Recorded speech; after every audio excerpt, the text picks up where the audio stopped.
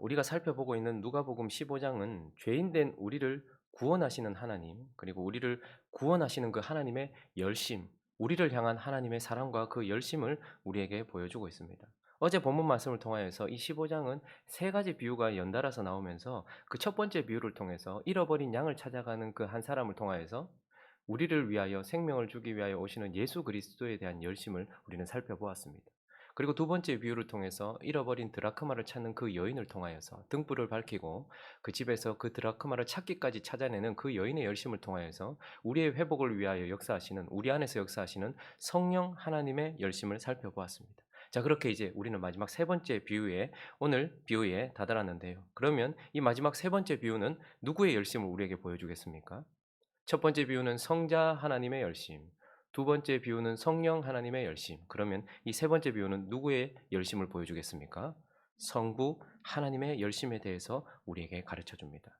오늘 이 세 번째 비유를 시작하는 11절부터 13절까지 다시 한번 읽어볼까요? 11절부터 13절 시작. 또 이르시되 어떤 사람에게 두 아들이 있는데 그 둘째가 아버지에게 말하되 아버지여 재산 중에서 내게 돌아올 분깃을 내게 주소서 하는지라. 아버지가 그 살림을 각각 나누어 주었더니 그 후 며칠이 안 되어 둘째 아들이 재물을 다 모아가지고 먼 나라에 가 거기서 허랑방탕하여 그 재산을 낭비하더니. 자, 이렇게 시작하는 세 번째 비유에서 우리는 무엇으로 비유되고 있습니까? 첫 번째 비유에서는 우리는 양으로 비유되었고, 두 번째 비유에서는 잃어버린 드라크마로 비유되었고, 이 세 번째 비유에서는 우리가 무엇으로 비유되고 있습니까?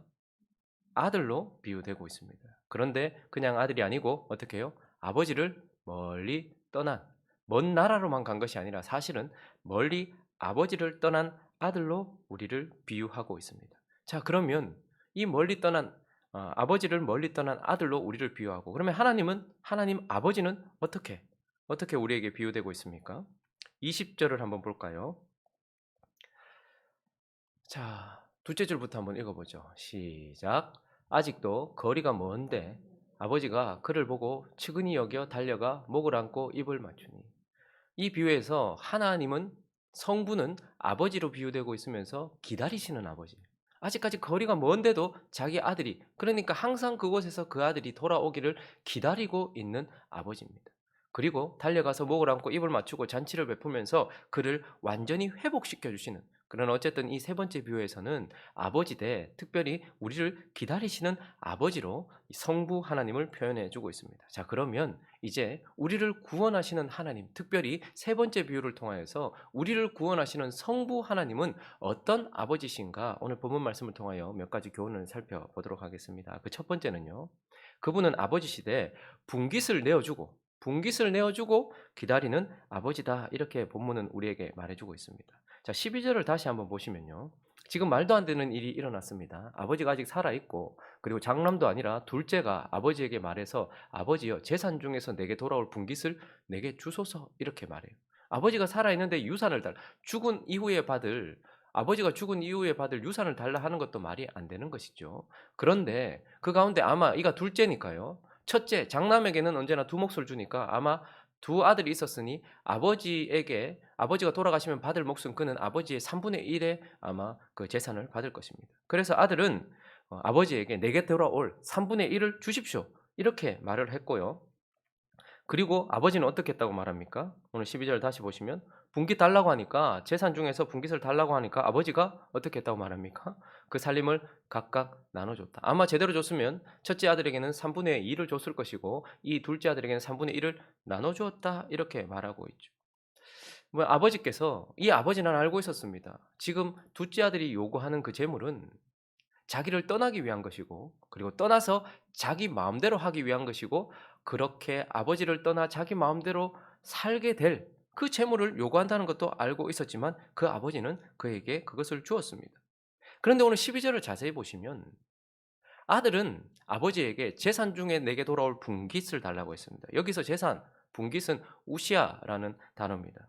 우시아라는 단어는 단순히 진짜 재물을 말하는 것입니다. 그러니 아들은 지금 이 집에서 떠나갈 수 있는, 아버지를 떠날 만큼 필요한 물질을 달라고 요구한 것이고, 아버지를 떠나서 내가 하고 싶은 대로 할 수 있는 허랑방탕한 삶을 살 수 있는 물질을 요구했어요. 그런데 아버지는 그에게 살림을 나눠줬다라고 말합니다. 이 살림이라는 단어는요, 비오스예요. 한마디로 말하면 생명이라는 말입니다. 그러니까 단순히 물질을 준 게 아니고요. 아버지는 그에게 지금 이 비유에 나오는 아버지는 그에게 생명을 줬다는 거예요. 아버지를 떠날 줄도 알고 아버지 없는 삶을 살기 위해 요구하는 그에게 아버지는 단순히 물질을 준 것이 아니고요. 그가 살아갈 수 있는 생명도 주었고요. 그가 살아갈 수 있는 힘도 주었고요. 그가 살아갈 시간도 주었고요. 그가 살아갈 물질도 주었고요. 그가 살아갈 때 필요한 모든 은사들. 그러니까 그에게 비호수를 줬단 말입니다. 아버지는 자기를 떠나서 자기 마음대로 아버지 것을 허랑방탕하게 하고 세상으로 갈 걸 알면서도 그 세상에서 아버지를 떠나 살 수 있는 생명을 줘버렸다. 이렇게 말하고 있는 것이죠. 그렇게 살림을 내어주고서 그리고 이제 무엇을 하는 것입니까? 아버지는 그가 아버지를 떠나 삶을 사는 동안 아버지께서는 기다리고 있는 것이죠. 14절을 보시면요. 그가 무엇을 기다릴까요? 읽어볼까요? 시작. 다 없앤 후 그 나라에 크게 흉년이 들어 그가 비로소 궁핍한지라. 그 물질을 다 낭비하기를 기다렸다기보다는 아버지는 흉년이 들기를 기다렸습니다. 그리고 그 흉년 속에서 비로소 궁핍하다는 아버지를 떠나면 나는 아무것도 없고 아버지를 떠나면 나는 궁핍하고 나는 죽을 수밖에 없다라는 것. 나의 절망, 흉년 속에 그의 삶에 찾아오는 흉년을 기다렸고요. 그 흉년 속에 자기 삶에 대한 절망, 아버지를 떠난 자기 삶에 대한 실망, 이런 것들이 찾아오기를 아버지는 기다리셨다라고 말하고 있어요. 그리고 17절은요. 이에 스스로 돌이켜 이르되 내 아버지에게는 양식이 풍족한 품꾼이 얼마나 많은가. 나는 여기서 줄여 죽는구나.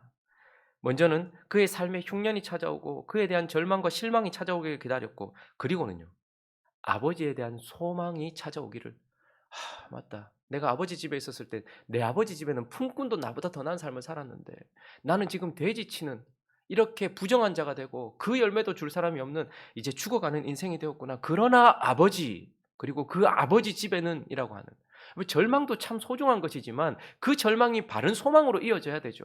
근데 아버지는 어떻게 합니까? 아버지에 대한 소망으로 이어지기를 기다리고 계셨던 것입니다.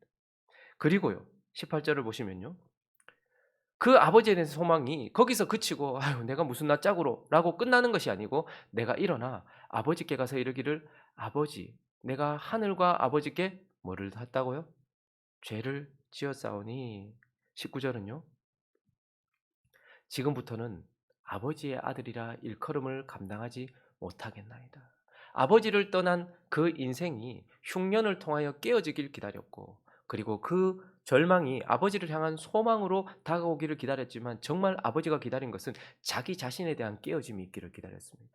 하늘에 대하여 아버지에 대하여 그의 삶이 얼마나 큰 죄를 범했는지, 나는 아버지의 아들이라는 것을 감당하지 못할, 나는 죽을 인생이요 나는 죄인이며 나는 아무것도 아닙니다라는 우리 자신이 깨어지기를 기다리고 계시는 아버지. 그리고 20절을 보시면요, 첫째 줄을 읽어볼까요? 시작. 이에 일어나서 아버지께로 돌아가니라. 나 자신에 대한 회개가 아버지를 향해서 일어나고 아버지를 향해 일어난 그의 걸음이 아버지께까지 돌아오는 것, 이걸 바로 진정한 회개라고 하는 것입니다.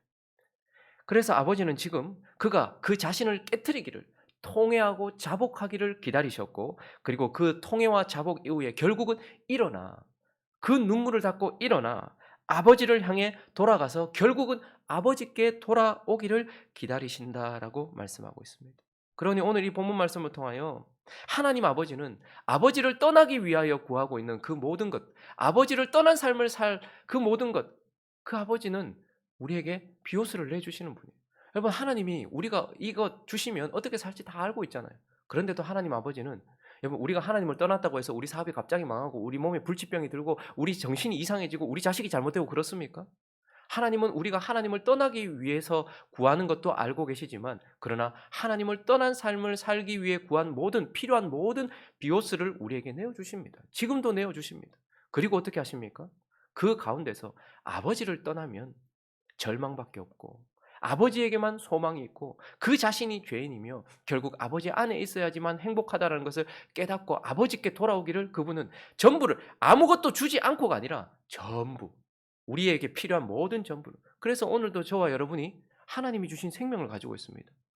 오늘 아침에 우리가 눈을 뜰 수 있었던 것은 하나님이 우리에게 생명을 주셨기 때문입니다. 그런데 그 생명 가지고 우리는 하나님 아버지를 위해서 삽니까? 오늘도 우리가 그 생명만 있는 것이 아니라 그 생명이 힘을 가지고 있어요. 생명력을 가지고 있어서 우리는 오늘도 차를 타고 이곳에 와서 여기 앉아 있는 것입니다. 그리고 우리에게는 시간을 주십니다. 우리에게는 물질도 주십니다. 우리에게는 은사도 주셨습니다. 우리에게는 수완도 주셨습니다. 이 모든 것들을 하나님은 우리에게 주셨어요. 아버지를 떠나 살 삶에 대한 모든 생명을 왜 주십니까? 떠나서 우리가 직접 깨닫지 않으면, 먼 나라에 가서 우리가 직접 우리 자신이 깨어지지 않으면 아버지 안에 있어도 결국은 또 떠날 것을 알기 때문에 그분은 그의 생명을 내어주시고 비오스를 내어주시고 우리가 아버지께로 다시 돌아오기를 기다리시는 분이다라고 말씀하고 있는 것입니다. 자, 그리고 오늘 본문은 또한 그분은 어떤 아버지신가? 그분은 전부를 내어주고 기다리시는 아버지다라고 말씀하고 있습니다. 오늘 15장 11절부터 32절까지 이 세 번째 비유를 우리가 자세히 볼 필요가 있는데, 주목해서 보면요, 결국은 잃어버린 이 아들, 아버지를 멀리 떠나버린 이 아들이 어떻게 해서 회개하고 다시 회복되고 그가 아버지 품으로 돌아오게 됩니까? 오늘 이 세 번째 비유만 보면 결국 17절이 그를 그렇게 만들었다고 말하는데, 첫째 줄을 읽어보겠습니다. 시작. 이에 스스로 돌이켜. 자, 오늘 본문 세 번째 비유만 보면 이 아들이 멀리 갔어요. 그리고 허랑방탕했어요.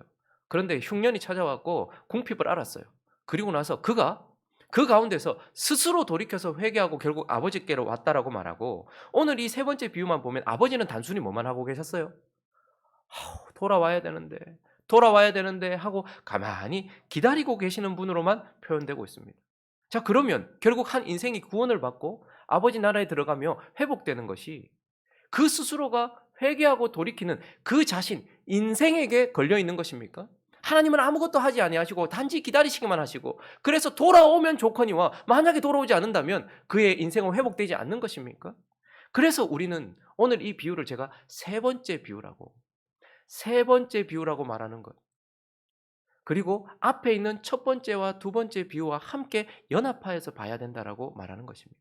지금 아버지는 이 세 번째 비유에서 그 아들이 아버지를 떠난 삶을 살기 위해 필요한 모든 생명들을 내어주시고 기다리시지만, 그러나 첫 번째 비유와 두 번째 비유 이후에 이어지는 이 세 번째 비유를 통해서 우리는 그 아버지는 단순히 그 탕자된 아들에게 생명만 주고 단순히 앉아서 기다리시는 분이 아니라 뭐 하시는 분입니까?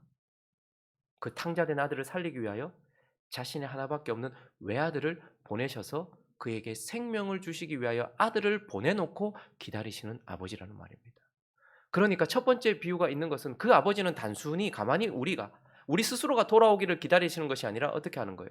그 아들의 생명을 건지시기 위하여 자신의 하나밖에 없는 예수 그리스도라는 그 아들을 보내놓고 우리를 기다리고 계시는 분이다라는 것입니다.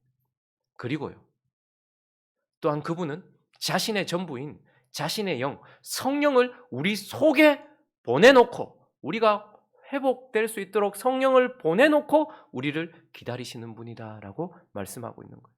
그러니까 그분은 우리가 하나님을 떠난 삶을 살 수 있도록, 그리고 정신을 차릴 수 있도록 생명만, 비오스만 내어주신 것이 아니라, 그런 우리가 돌아올 수 있도록 우리에게 기대를 걸고 기다리시는 것이 아니라, 돌아올 수 있도록 자기의 전부인 하나밖에 없는 아들을 내어주고 지금 기다리고 계시는 것이고, 자기의 생명인 육체의 생명은 피에 있고 영의 생명은 영에 있는 것입니다. 그래서 자기의 생명된 성령을 우리에게 보내놓고 지금 기다리고 있는 것이죠. 그러니까 아버지는 사실은 탕자가 돌이키기를 기다리고 있는 것이 아니고, 그 아들과 그 성령이 그를 돌이키게 하시려고 보내놓고 그것을 기다리고 있는 분입니다. 우리는 스스로 돌이킨 것이 아니라 우리의 죽음의 자리에 찾아오신 예수 그리스도와 우리 속에서 역사하시는 등불을 밝혀 우리의 영을 살리고 우리의 마음을 다시 밝혀 우리의 마음을 새롭게 한 그 성령에 의하여 돌이켜지게 된. 그래서 본문 말씀은 24절 이렇게 말하고 있습니다. 24절을 한번 보십시오. 이 내 아들은 죽었다가 다시 살아났으며, 그리고 둘째 줄 읽어볼까요? 시작. 내가 잃었다가 다시 얻었노라 하니 그들이 즐거워하며. 아버지는 단순히 기다리고 있었고 그 아들이 돌아온 것이 아니라 내가 다시 얻었다라고 말해요. 내가 어떻게 해요? 단순히 생명만 내어준 것이 아니고 내 하나밖에 없는 아들과 내 성령을 내어주고서 내가 다시 찾은 아들이다, 이 말입니다. 32절에도 다시 반복하여 말씀하고 있습니다. 이 내 동생은 죽었다가 살아났으며 내가 잃었다가 얻었기로라고 말하는 거예요. 그러니까 아버지는 지금 그 탕자를 기다리고 계시는, 분깃을 내어주고 기다리시는 분이시지만 자기의 전부인 하나밖에 없는 예수 그리스도와 자기의 전부인 성령을 내어주고서 우리를 기다리시는 분, 그래서 그분이 우리를 찾아내신 분이다라고 말씀하고 있는 것입니다. 그리고 마지막으로 한 가지 더 살펴볼까요? 그 아버지는 어떤 분입니까? 여전히, 지금도 여전히 기다리는 아버지다라고 말씀하고 있습니다.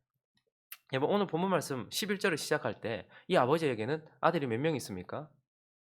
또 이르되 어떤 사람에게 어떻게 해요? 두 아들이 있어요. 그런데 이 이야기를 시작하면서 그 두 아들 중에 한 아들이 어떻게 해요? 먼 나라로 떠나 아버지를 떠나버렸습니다. 그러니까 그 아버지는 먼 나라에서 자기를 떠난 아들 하나를 가지고 있습니다. 그런데 오늘 이 본문 말씀이 끝나기 전에 첫째 아들에 대한 이야기가 나오는데 오늘 29절을 한번 보십시오. 어떤 일이 있었는가? 그 아들이 돌아온 거죠, 이제. 그가 보낸 아들 예수 그리스도와 그가 보낸 성령으로 말미암아 생명을 얻고 회복을 얻어서 그렇게 아버지께 돌아온 거죠. 그랬더니 그 돌아온 아들 때문에 잔치하고 있는 그 잔치 자리에서 29절을 읽어보겠습니다. 시작. 아버지께 대답하여 이르되 내가 여러 해 아버지를 섬겨 명을 어김이 없거늘 내게는 염소 새끼라도 주어 나와 내 벗으로 즐기게 하신 일이 없더니 30절도요. 아버지의 살림을 창녀들과 함께 삼켜버린 이 아들이 돌아오매 이를 위하여 살찐 송아지를 잡으셨나이다. 먼 나라에서 아버지를 떠난 아들을 가지고 있는 이 아버지. 그런데 이 이야기가 끝나기 전에 보니까요. 아버지 옆에 아버지 집에서 아버지를 떠난 또 하나의 아들을 우리는 보게 됩니다. 그 아들은 아버지와 함께 그 집에 있었습니다. 그러나 그의 마음을 보십시오. 그의 마음은 아버지 앞에 명을 어김이 없이 아버지의 뜻대로 살아가는 듯 했습니다. 그러나 그의 마음은 아버지와 같지 않았고 아버지를 사랑하지도 않았고 아버지와 교제하지도 않으며 그저 단순히 명만 지키고 있으면서 자기는 아버지와의 관계가 전혀 없이 마음이 떠나 있는. 그래서 아버지가 기뻐하는 것과 함께 기뻐하지도 못하고 지금 자기의 동생을 뭐라고 말합니까? 이 아들, 당신의 아들이라고 표현하고 있어요.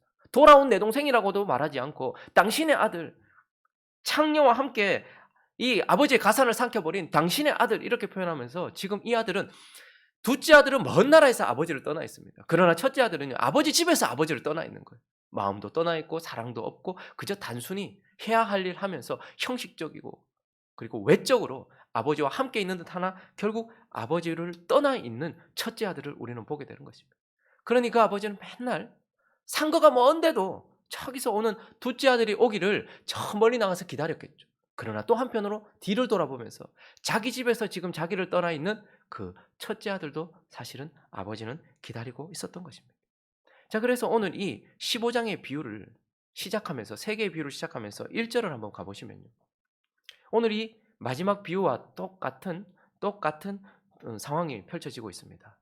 1절, 2절을 읽어보겠습니다. 시작. 모든 세리와 죄인들이 말씀을 들으러 가까이 나아오니 바리새인과 서기관들이 수군거려 이르되 이 사람이 죄인을 영접하고 음식을 같이 먹는다. 모든 세리와 죄인들은 먼 나라로 떠났던 둘째 아들과 같아요. 그런데 오늘 본문을 시작할 때 이 모든 세리와 죄인들이 들으러 가까이 나와 있고 2절을 다시 보시면요. 죄인을 영접하시고 음식을 나누고 지금 잔치를 하고 있는 예수 그리스도의 모습. 그래서 멀리 있던 이 둘째 아들이 돌아온 모습이에요. 그런데 이 모습을 보면서 바리새인들과 서기관들, 아버지 집에서 말씀을 연구하고 아버지 집에서 명어김 없이 그렇게 자신이 율법을 지키며 의롭게 산다라고 말했던 이 첫째 아들과 같은 바리새인들과 서기관들은 지금 마치 이 첫째 아들이 자기 동생이 돌아왔을 때에 불평하면서 그 집에 들어가지 않고 아버지에 대해 비난하는 것처럼 지금 바리새인들과 서기관들을 수군거리면서 죄인하고 영접해가지고 음식이나 먹고 이렇게 말하면서 그 아버지 집에서 떠나 있는 바리새인들과 서기관 첫째 아들을 보게 되는 것입니다. 그런데 주님이 이 비유를 주시면서 결국 이 비유의 마지막 세 번째 비유를 끝내시면서 뭘 하고 있는 거예요? 그들도 기다리고 계시는 거예요. 멀리 떠났던 둘째 아들만 기다리고 계시는 것이 아니라 아버지 집에서 아버지와 교제하지 않으며 아버지를 떠나 있는 아버지 집에서 아버지를 떠나 있는 바리새인들과 서기관 같은 그런 사람들도 여전히 지금 아버지는 기다리고 계신다라고 말씀하고 있는 겁니다. 지금도 마찬가지 아니겠습니까? 저기 멀리 떠나 있는 저 둘째 아들 같은 세상 밖에 있는 죄인, 저 세상에 있는 죄인들 아버지께서 기다리시죠. 그러나 지금도 어쩌면 행복한 우리 교회 안에도, 이 지역에 있는 교회 안에도 아버지 집에 있으면서 아버지를 떠나 있는 첫째 아들과 같은 사람들이 있고, 하나님은 아버지 집에서 아버지를 떠나 있는 그런 우리도 여전히 기다리신다라고 말씀하고 있습니다. 말씀을 정리하겠습니다. 오늘 이 세 번째 비유를 보통 우리는 탕자의 비유라고 말합니다. 아버지의 모든 가산을 가지고 가서 허랑방탕하게 탕진해버린, 그래서 아버지의 소중한 것을 모두 다 허비해버린 이 아들에 대해서 우리가 주목합니다. 그러나 본문을 자세히 보십시오. 오늘 이 본문에서 가장 많은 허비를 하신 분은 누굽니까? 둘째 아들이 아닙니다. 바로 아버지입니다. 자기를 떠나 살게 될, 허랑방탕한 삶을 살게 될 그에게 비오스를 내어주신 그 허비. 그러나 그를 건지기 위해서 자신에게 하나밖에 없는 아들을 내어주신, 그것도 그 아들은 생명이라 일컬어지는 분인데 그 아들을 죽음으로 내밀어 보내신 그 아버지의 허비. 그리고 가장 더러운 것이 우리의 마음이고 우리 속인데, 가장 더러운 곳으로 가장 거룩하신 성령, 거룩한 영이 성령을 가장 더러운 우리 속으로 보내시는 그분의 허비. 그리고 지금도 여전히 돌아올 기미도 보이지 않는 둘째 아들을 기다리듯, 그리고 첫째 아들을 기다리는 듯한, 여전히 시간을 허비하고 계시는, 가장 많은 허비를 하고 있는 분이 바로 아들이 아니라 아버지라는 것을 보게 되는 것입니다. 그러나 우리는 그분이 지금 허비하고 계시는 이 많은 탕진 같은 이 많은 허비 속에서 무엇을 봅니까? 그가 무슨 대가를 지불하는가를 보면 그가 그를 향해 어떤 마음을 가지고 있는지를 알게 됩니다. 누군가를 향하여 지불하는 대가를 보면 그를 향한 그의 마음의 크기가 보이는 것입니다. 하나님 아버지는 우리를 위하여 비오스, 하나님을 떠난 삶을 살아도 생명을 주시고, 진정한 생명을 얻기 위하여 하나밖에 없는 아들을 내어주시고, 진정한 변화를 위하여 거룩한 영을 우리에게 보내주시는 그분의 이 허비의 크기는 결국 우리를 향한 그분의 열정이요, 우리를 향한 그분의 사랑이다라는 것을 보게 됩니다. 그리고 오늘 이 아침에 하나님이 우리를 얼마나 사랑하시는지, 하나님이 우리를 얼마나 찾으시는지, 하나님이 우리를 얼마나 열심으로 붙들고 계시는지를 그분의 허비를 통하여 살피면서 이 세 가지 비유를 잊지 않고서 우리를 구원하시고, 우리를 지금도 구원하셨고, 그리스도를 통하여 구원하셨고, 성령을 통하여 구원하시고, 이제 완성될 구원을 기다리고 계시는 그 아버지 앞에, 그리고 그 생명 주신 예수 그리스도 앞에, 그리고 우리 속에 계신 성령 앞에 우리 삶도 이제 허비하듯 부어드리는 저와 여러분 되시기를 예수 그리스도 이름으로 축원합니다.